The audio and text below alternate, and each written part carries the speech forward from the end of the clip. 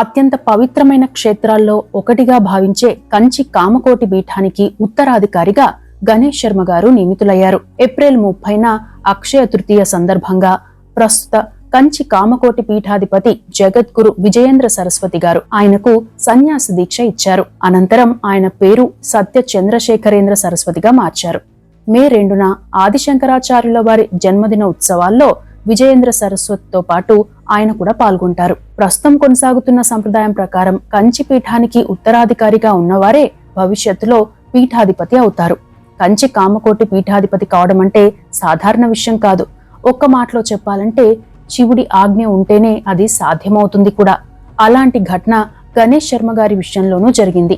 అదే సమయంలో 25 ఏళ్లకే కంచి కామకోటి పీఠ ఉత్తరాధికారిగా ఎంపిక కావడం కూడా ప్రత్యేకమే అని చెప్పవచ్చు. ఈ నేపథ్యంలో ఆయన వివరాలతో పాటు కంచి కామకోటి పీఠానికి సంబంధించిన కొన్ని ముఖ్యమైన అంశాలను తెలుసుకుందాం. గణేష్ శర్మ గారి పూర్తి పేరు దుడ్డు సత్య వెంకట సూర్య సుబ్రహ్మణ్య గణేష్ శర్మ ద్రావిడ్. వీరిది అన్నవరం. ఈయన 2000వ సంవత్సరం ఏప్రిల్ 24న దుడ్డు ధన్వంతరి మంగాదేవి దంపతులకు జన్మించారు. దుడ్డు ధన్వంతరి శర్మ గారు అన్నవరంలోని శ్రీ సత్యనారాయణ స్వామి దేవస్థానం వ్రత పురోహితుడుగా చేస్తున్నారు. తల్లి గృహిణి. గణేష్ శర్మను అన్నవరంలోనే సాధారణ ఎడ్యుకేషన్ అందించే విద్యా సంస్థల్లో చేర్పించారు. అయితే ధన్వంతరి గారికి మాత్రం తమ కుమారుడికి వేదాలు ఉపనిషత్తులు నేర్పించాలని కోరిక ఉండేది. అప్పటికే గణేష్ శర్మ ఏకసంతాగ్రహి కూడా. ఒక్కసారి విన్న శ్లోకాన్ని మరోసారి చెప్పాల్సిన అవసరం లేకుండా కంఠస్థం చేస్తారు. అందులోనూ తార్కికంగా అర్థవంతంగా ఆలోచించేవారు. దీంతో తమ కుమారుడి ఆసక్తిని గమనించిన ధన్వంతరి గారు స్థానికంగా ఉండే వేద పాఠశాలలో చేర్చారు. కర్ణాటకలోని సుప్రసిద్ధ గురువుల వద్ద శిష్యరికం చేశారు. వేదాలు ఉపనిషత్తులతో పాటు ప్రాచీన గ్రంథాలను అవపోసన పట్టారు. సంస్కృత గ్రంథాలను అభ్యసించడంతో పాటు వాటి అర్థాన్ని గ్రహించి చెప్పేవారు. ఆ తరువాత కర్ణాటకకు వెళ్లి ప్రముఖ గురువుల వద్ద శిష్యరికం చేశారు. కొన్నాళ్ల తరువాత తన తాత దొడ్డు సుబ్రహ్మణ్యం గారు తిరుపతిలో తమ మనువడిని చేర్పించాలని భావించి అక్కడికి తీసుకువెళ్లారు. తన మేనమామ వద్ద ఉంటూ సుప్రసిద్ధ వేద పండితుడైన పల్లముడి సత్యవెంకట రమణమూర్తి గారి శిష్యుడిగా చేరారు. ఆయన ఎవరినైనా శిష్యుడిగా చేర్చుకోవాలంటే చాలా పరీక్షలు పెడతారు. అవన్నీ దాటుకుని ఆయన మెప్పు పొందారు గణేష్ శర్మ గారు. ఆయన శిష్యరికంలోనే శబ్దమంజరి, తాలు రూపాలవి, సమాస కుసుమావళితో పాటు ఇతర సంస్కృత గ్రంథాలను అధ్యయనం చేశారు.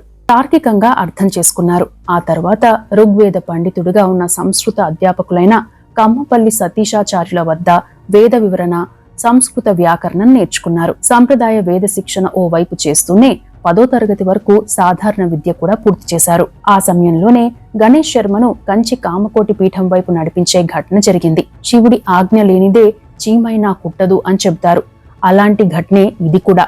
గణేష్ శర్మ గారు తిరుపతిలో ఉన్న సమయంలో ఓ ఆలయంలో నిర్వహిస్తున్న కార్యక్రమానికి కంచి కామకోటి పీఠాధిపతి జయేంద్ర సరస్వతి వచ్చారు. ఆ కార్యక్రమానికి పలు గురుకులాలు, వేద పాఠశాలల నుండి చాలా మంది విద్యార్థులు వచ్చారు. ఆ తర్వాత ఆయన లేచి వెళ్తుంటే అక్కడున్న వేద పండితులు కూడా గౌరవప్రదంగా ఆయన వద్దకు చేరారు. అయితే అక్కడికి కొంచెం దూరంలో ఉన్న గణేష్ శర్మను చూసిన జయేంద్ర సరస్వతి గారు గణేష్ శర్మ వద్దకు వెళ్లి మరీ మాట్లాడారట.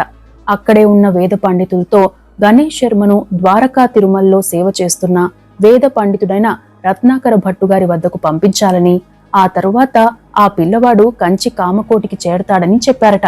ఇక కంచి కామకోటి పీఠాధిపతి చెప్పడం ఆలస్యం గణేష్ శర్మను ద్వారకా తిరుమల తీసుకువెళ్లి రత్నాకర భట్టు గారి వద్ద వేద అధ్యయన దీక్షలో చేర్చారు. అక్కడే ఋగ్వేదం, యజుర్వేదం, సామవేదం, దశోపనిషత్తులు అభ్యసించారు. కొన్నాళ్ల పాటు రత్నాకర భట్టు గారి కుమారుడైన అరసవల్లి సూర్యనారాయణ స్వామి ఆలయ అర్చకులు శ్రీనివాస్ శర్మ గారి వద్ద కూడా శిక్షణ తీసుకున్నారు కూడా. అలా 16 ఏళ్లకే వేదాలు, ఉపనిషత్తులు, ఐతరేయ బ్రాహ్మణంతో పాటు పలు కఠినమైన గ్రంథాలను కూడా అవపోసన పట్టారు.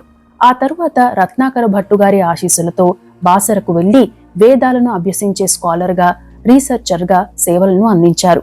ఆ సమయంలోనే అక్కడికి వచ్చిన కంచి కామకోటి పీఠాధిపతి విజయేంద్ర సరస్వతి గణేష్ శర్మ గారిని కంచి మఠానికి రావాలని చెప్పారట. అలా బాసర సరస్వతీదేవి ఆశీస్సులు కోరి సంప్రదాయం ప్రకారం పూజలు నిర్వహించి కంచికి బయలుదేరారు గణేష్ శర్మ గారు. అయితే ఇతర క్షేత్రాల కంటే కంచిపీఠం భిన్నంగా ఉంటుంది. అడుగడుగునా అక్కడ పరీక్షలు ఉంటాయి. తర్కం, మీమాంస, ఆలోచనా శక్తి, భావోద్వేగాల నియంత్రణ, వేదాల్లోని మెలకువలు ఇలా ఒక్కటి కాదు, అనేక పరీక్షలు ఉంటాయి. అక్కడికి వెళ్ళాక ఆ పరీక్షలను ఎదుర్కొని విజయవంతంగా పూర్తి చేశారు. ఇక్కడే మరో మహిమ కూడా ఉంది అనే విధంగా కొన్ని ఘటనలు జరిగాయి కూడా. వాస్తవానికి 6 ఏళ్ల క్రితమే కంచి కామకోటి పీఠాధిపతి ఉత్తరాధికారి ఎంపిక జరగాల్సి ఉంది. కానీ వివిధ కారణాలతో 6 ఏళ్లుగా వాయిదా పడుతూ వచ్చింది. అయితే గణేష్ శర్మ గారి ఎంపికను మహాశివుడే నిర్ణయించాడని, అందుకే ఈ వాయిదా జరిగిందని కూడా చెప్పవచ్చు. ఇక ఏప్రిల్ 30న గణేష్ శర్మ గారు సన్యాస దీక్షను స్వీకరించారు. అనంతరం కంచి కామకోటి పీఠాధిపతి విజయేంద్ర సరస్వతి గారు కంచి కామకోటి ఉత్తరాధికారిగా గణేష్ శర్మ గారి పేరును ప్రకటించారు. ఆయన పేరును సత్య చంద్రశేఖరేంద్ర సరస్వతి శంకరాచార్య స్వామిగా మార్చారు. ప్రస్తుతం కంచి కామకోటి సంప్రదాయం ప్రకారం ఉత్తరాధికారే తరువాతి కాలంలో పీఠాధిపతి అవుతారు.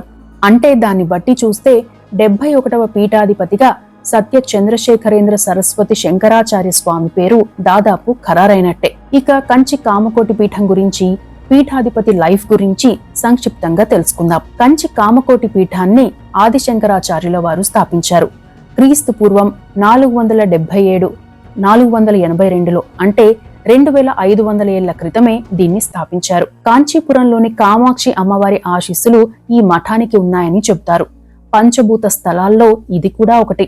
హిందూ మత రక్షణకు, సనాతన ధర్మ పరిరక్షణకు పాటుపడిన ఆదిశంకరాచార్యుల వారిని దైవరూపంగా ప్రతి హిందువు భావిస్తారు. ఆదిశంకరాచార్యుల విశ్రాంత స్థలం కూడా ఇక్కడే ఉంది.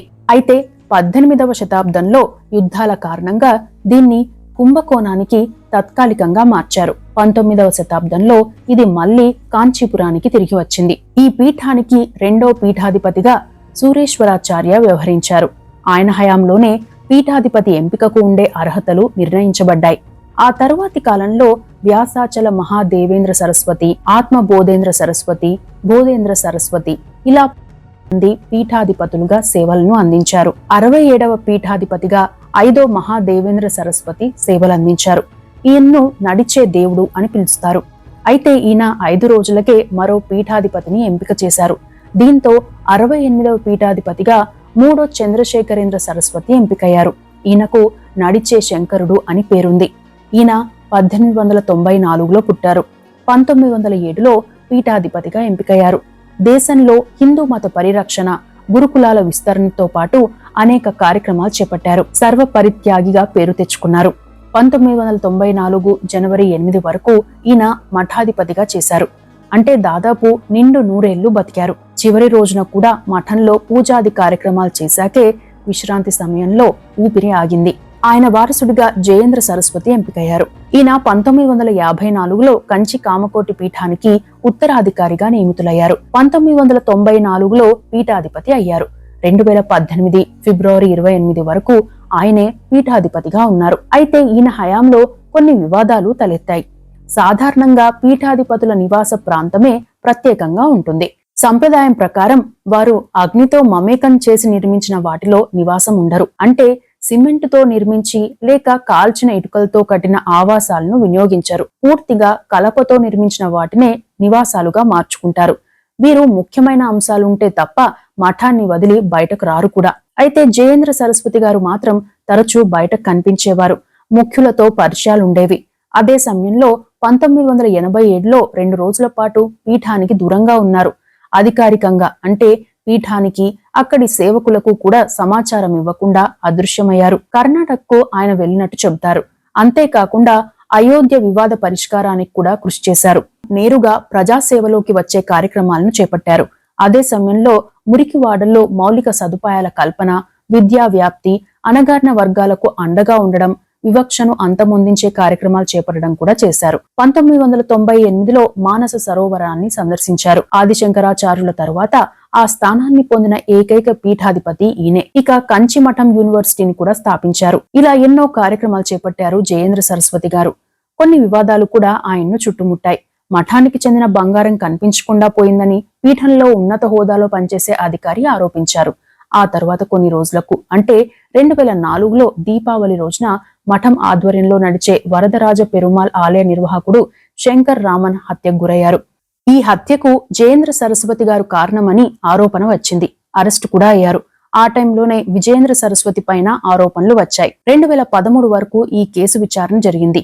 చివరికి నిర్దోషిగా బయటపడ్డారు జయేంద్ర సరస్వతి గారు. అయితే జయలలిత ఉద్దేశపూర్వకంగా తమ హిందూ వ్యతిరేక ఓటు బ్యాంకును ఆకర్షించేందుకు రాజకీయ కుట్ర చేశారని, అందులో భాగంగానే ఈ హత్య కేసును జయేంద్ర సరస్వతిపై మోపారని కూడా ఆరోపణలున్నాయి. అవన్నీ ఎలా ఉన్నా పవిత్రమైన, ప్రసిద్ధమైన, శైవపీఠమైన కంచి కామకోటి పీఠాధిపతిపై ఆరోపణలు రావడం దేశవ్యాప్తంగా చర్చకు కారణమైంది.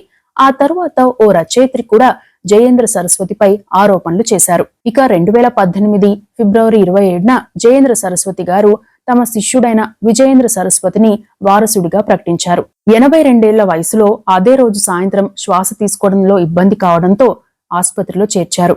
మొదట జయేంద్ర సరస్వతి ఆరోగ్యం కుదుట పడిందని, లేచి నడిచారని చెప్పినా కాసేపటికి ఆయన కన్ను మూసినట్టు ప్రకటించారు. సంప్రదాయం ప్రకారం ఆయన్ను సమాధిలో ఖననం చేశారు. ఆ తరువాత విజయేంద్ర సరస్వతి పీఠాధిపతి అయ్యారు. 1983లో ఈయన ఉత్తరాధికారి అయ్యారు. 2018లో ఈయన కంచి కామకోటి పీఠాధిపతిగా నియమితులయ్యారు. అంటే ఉత్తరాధికారిగా ఎంపికయ్యాక దాదాపు 35 ఏళ్ల తరువాతే పీఠాధిపతి అయ్యారు. అంటే ప్రస్తుతం ఉన్న పీఠాధిపతి వ్యక్తిగత కారణాలతో లేదా ఇతరత్రా కారణాలతో ఆ పీఠాధిపతి ఆ పదవికి దూరమయ్యాకే తరువాతి పీఠాధిపతిని అధికారికంగా ప్రకటిస్తారు. ఇవి కంచి కామకోటి పీఠాధిపతి ఉత్తరాధికారిగా ఎంపికైన సత్య చంద్రశేఖరేంద్ర సరస్వతి శంకరాచార్య స్వామికి సంబంధించిన అంశాలు.